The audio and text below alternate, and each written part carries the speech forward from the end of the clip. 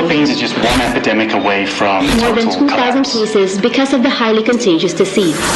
Nag-flatline na siya, Miles.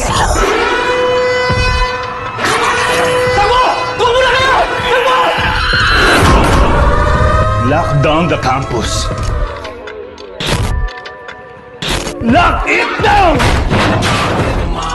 Guys, hindi na safe sa labas. Mas malaki yung chance natin mag-survive kung sama-sama tayo, kung magtutulungan tayo. Mas marami tayo, mas delikado.